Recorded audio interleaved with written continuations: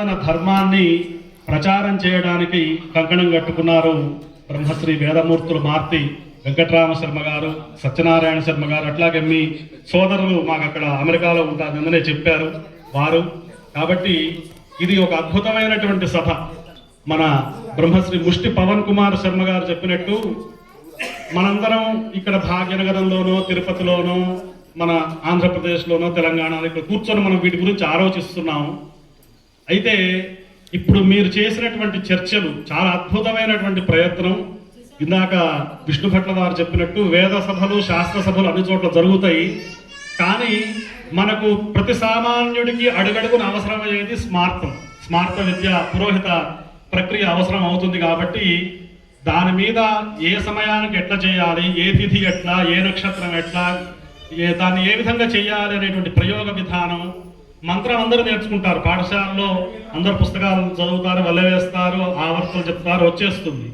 కానీ లౌకికంగా వాళ్ళు అడిగే ప్రశ్నలకు మనం సమాధానం చెబుతున్నామా లేదా అనేది మనం ఎట్లయితే లోకంలో అనుకుంటున్నామో, ఈ సభలు మాత్రం మేము అమెరికాలో చూసాం, చాలా ఖండాలు తిరిగాం, చాలా దేశాలు చూసాం. ఎక్కడ ఇటువంటి చర్చ అనేది అసలు ఎవరు కూడా చేయలేదు. ఇది మొట్టమొదటి కార్యక్రమం. గత 13 సంవత్సరాలుగా వారు కొంత అనారోగ్యంగా ఉన్నప్పటికీ ఇంత శ్రమకు ఓర్చి ఈ సభను మార్తి వెంకట్రామ శర్మ గారంటే నాకు 2 విషయాలు గుర్తొస్తాయి. కీసరగుట్టలో చాలామంది విద్యార్థులకు పాఠం చెప్పారు. అదే కాక వారు ఆ పాఠ్య వత్సరానికి ఆ సిలబస్ మొత్తం తయారు చేశారు మన కీసరగుట్ట పాఠశాలలో పనిచేసినప్పుడు. నేను ఇప్పటికీ అమెరికాలో చాలామందికి మేము ఇక్కడ పాఠం చెబుతూ ఉంటాం. ఎవరికి మహాన్యాసం చెప్పినా, ఎవరికి ఏది చెప్పినా కూడా వాళ్ళు అడుగుతారు, గురువుగారు ఏ పుస్తకం స్టాండర్డ్ అండి, తప్పులు లేకుండా ఉంటుంది అంటే మార్తి వెంకటరామ శర్మ గారి యొక్క పుస్తకమే మీరు ఫాలో కాండి అని మేమిద్దరం అనేక మందికి గిఫ్ట్ అదే ఇస్తుంటాం. అమెరికాలో ఆర్థిక సర్వస్వం కూడా చూశాను నేను, ఆర్థిక సర్వస్వం కూడా వచ్చింది. ఎందుకు చెబుతున్నానంటే కొంతమంది కొన్నిటికే పుడతారు, చాలా పదవులు, చాలా రాజకీయాలు, చాలా గొప్ప చేస్తారు. కానీ విద్యా ప్రదానం అనేది చాలా గొప్ప సేవ. ఇది తరతరాలకు నిలబడేటువంటి సేవ. సరస్వతి అమ్మవారి అనుగ్రహం ఉంటే తప్ప అయ్యేటువంటి పని కాదు. వారు బోధించడంతో పాటు ఆ గ్రంథాలను ప్రచురించడంతో పాటు ఇంకొక భాగ్య విశేషం ఏంటంటే మన భాగ్యనగరానికి సమీపంలో ఉండడం వల్ల అన్ని ప్రాంతాల వారు వారి దగ్గర ఈ యొక్క స్మార్తాన్ని నేర్చుకునేటువంటి విధానం. ఇందులో ప్రాంతీయ భేదాలని, దేశాచారాలని, కాలాచారాలని చాలా ఆచారాలు ఉన్నాయి. కానీ దీనికి ఒక ప్రామాణికమైనటువంటి పద్ధతిని వారు బోధించి ఇంతమందికి ఈ 13 సంవత్సరాల సభ చేయడం అనేది, ఇందులో పాల్గొనడం నిజంగా మేము చాలా ఆనందిస్తున్నాం.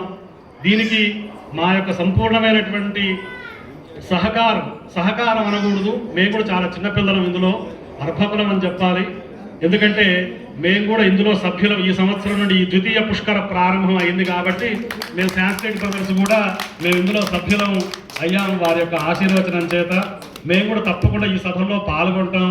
దీనికి మా ద్వారా మేము ఏది చేయగలిగితే పరమేశ్వరుడి యొక్క అనుగ్రహం చేత ఇది మీరు ఇప్పటివరకు ఆంధ్రప్రదేశ్ లేదా స్టేటు నేషనల్ వైడ్ చేశారు. మీరు ఈ మార్తి కోదండపాణి శాస్త్రి గారి సభ ఇంటర్నేషనల్ వైడ్ సభ ఇది చేయాలి. అక్కడ అవసరమైతే మా ఇంగ్లీష్ వచ్చిన వాళ్ళు 4 పెట్టుకోనైనా మేము దీన్ని ట్రాన్స్లేట్ చేసి చెబుతాము. ఎందుకు చెబుతున్నా అంటే ఇంత ధార్మికమైనటువంటి చర్చ ఇక్కడ జరగదండి. ఎందుకంటే ఎవరికేం పని, మా ఇంట్లో ఏదో ఉపనయనం కావాలి, వివాహం కావాలి, పవన్ కుమార్ శర్మ గారిని పిలిస్తే చేయించారు, వెళ్ళిపోయినారు కాదు. దాన్ని సప్రమాణంగా చెప్పగలిగి శాస్త్రంలో ఇట్లా ఉంది, ధర్మసింధు ఇట్లా చెబుతుంది, నిర్ణయ సింధు ఇట్లా చెబుతున్నది, మన పూర్వీకులు ఇట్లా చేశారు, మా గురువు గారు ఇట్లా చేశారు, ఈ పద్ధతి చెప్పగలిగినటువంటి సామర్థ్యం ఒక 100 సంవత్సరాలు అన్నారు వారు ఇందాక. నేను ఒక 500 సంవత్సరాలు 1000 సంవత్సరాల సరిపడా పరిశ్రమ చేస్తున్నారు. ఆ పుస్తకాలు ప్రింటింగ్ అయితే అన్ని ఒక 10 తరాల వరకు మార్తి కోదండపాణి శాస్త్రి గారి యొక్క ఆశీస్సులు, వెంకటరామశర్మ గారి ఆశీస్సులు మనందరి మీద కూడా ప్రసరించి లోకంలో ధర్మకార్యాలు సకాలంగా దాన్ని చేయవలసిన పద్ధతిలో చేస్తే లోక కళ్యాణం జరుగుతుంది. కాబట్టి ముష్టి పవన్ కుమార్ శర్మ గారు చేసేటువంటి కృషి ఇది ఇంకా గొప్పగా ఇంకా ముందుకు వెళుతుంది అమ్మవారి యొక్క అనుగ్రహం చేత. ఎందుకు ఈ సభ ఇంత అద్భుతంగా జరిగిందంటే మొన్న సహస్ర చండీ యాగం జరిగింది ఇక్కడ. ఇంకా గొప్ప విషయం ఏమిటంటే ఈ సభా వేదిక ప్రారంభం ఎవరి చేత జరిగిందండి అంటే సాక్షాత్తు శారదా అమ్మవారి స్వరూపులు శ్రీ శ్రీ శ్రీ విధుశేఖర భారతీ స్వాముల వారు ఇక్కడ అడుగుపెట్టారు మొన్న 2 నెలల క్రితం శృంగేరి పీఠాధిపతులు. కాబట్టి వారు అడుగుపెట్టి శారదా అమ్మవారు అడుగుపెట్టిన తర్వాత ఇక వేదాలకి శాస్త్రాలకి సంగీతము సాహిత్యము పురాణం పదం ఉంటుందా? వారు అడుగుపెట్టారు. అందుకని ఈ సభ ఇంత చక్కగా జరిగింది. మీ అందరి యొక్క కృషి. అట్లాగే మన రామభద్ర క్షేత్రం గురించి 2 మాటలు చెబుతాను. 2017 సంవత్సరంలో మా పండరి సంతోష్ కుమార్ శర్మ మా నాన్నగారి దగ్గర చక్కగా ఒక మంత్రం తీసుకున్నాడు. మా అన్నయ్య దగ్గర సంస్కృతం చదువుకున్నాడు. మా ఇంట్లో పిల్లగాడని మేము అనుకుంటాం. ఇప్పటికీ ఇంత సాధించినా కించిత్ గర్వం లేకుండా ఇక్కడ ఒక చెట్టు మొక్క పెట్టాలన్నా అమెరికా ఫోన్ చేస్తాడు, ఒక మొక్క తీయాలన్నా అమెరికా ఫోన్ చేస్తాడు. అన్నా మీరు చెబితేనే నేను చేస్తాను అంటే ఆయనకు మా మీద ఉన్న నమ్మకమే తప్ప మానవ గొప్పతనం కాదు. చక్కగా ఆ సుందరకాండ చేసి ఆంజనేయ స్వామి అనుగ్రహం చేత ఈ రావి చెట్టు 500 సంవత్సరాల క్రితం రావి చెట్టు. ఆ ఆంజనేయ స్వామి ఈ కంఠం వరకు భూమిలోనే ఉంటే అది ఎవరి వల్ల కాలేదు తీయడానికి. అప్పుడు ఆ స్వామి దగ్గర పారాయణం చేస్తే స్వప్నంలో ఆదేశం అయ్యి 108 బ్రాహ్మణోత్తముల చేత 108 సార్లు మన్యు సూక్తం 108 కలశాల చేత ఆవు పాలతో అభిషేకం చేస్తే ఆ ఆంజనేయ స్వామి ఒక చేత్తో పడితే లేచినట్టుగా లేచి కూర్చున్నాడు. ఇక్కడ ఉన్నటువంటి ఆంజనేయ స్వామి ఆయనే క్షేత్రపాలకుడు రామభద్ర క్షేత్రాలు. అట్లాగే మూలస్వామి రామచంద్ర స్వామి భద్రాచలంలో లాగా వామాంక స్థిత జానకి పర్లసత్లాగా ఉన్నటువంటి స్వామి ఆ యంత్రం కూడా భారతీ తీర్థ మహాస్వామి వారు ఇచ్చారు. అది దాదాపు 11 కేజీల వెండి యంత్రం, దాని మీద శ్రీరామ పట్టాభిషేక యంత్రం. అవి శృంగేరి తీసుకుని వెళితే స్వామివారు అందులో కొన్ని అక్షరాలు చూపించారు.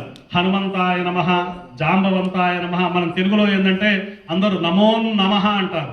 సంస్కృతం వచ్చిన వాడికి వెంటనే అది అపశబ్దంగా వినబడుతూ ఉంటుంది. నమో నమః అనే అనాలి.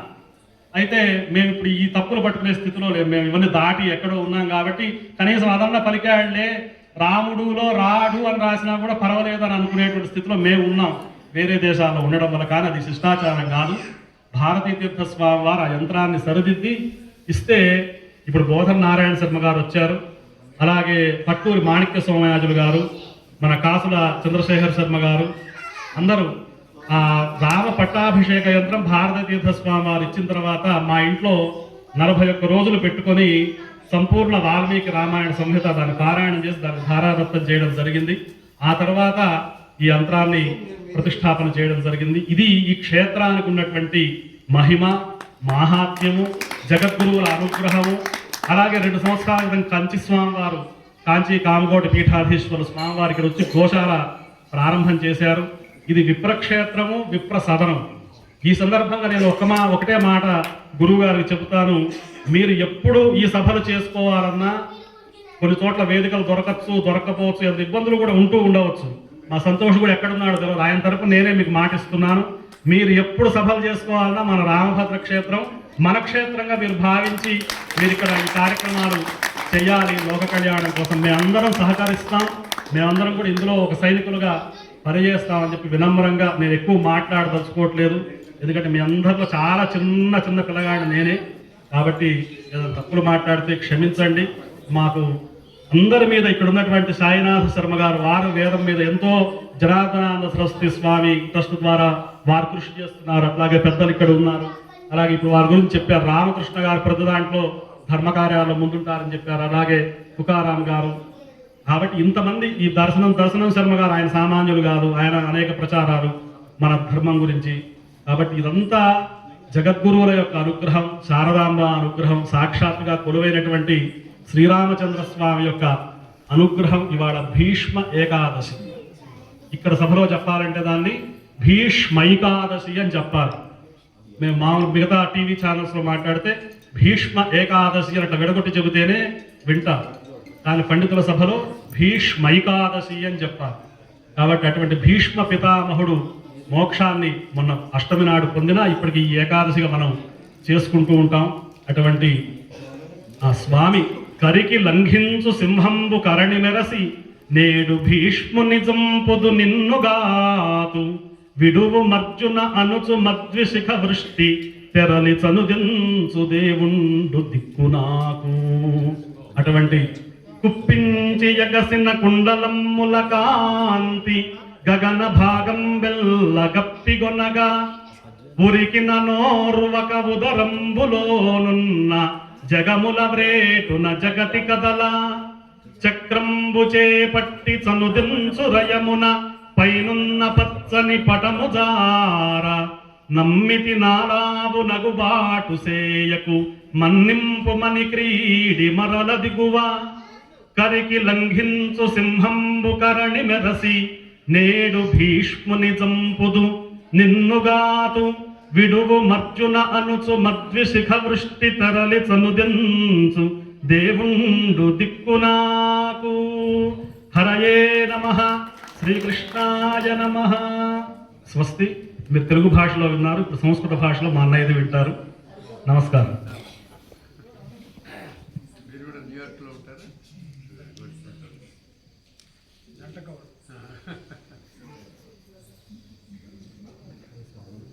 మనకు మామూలుగా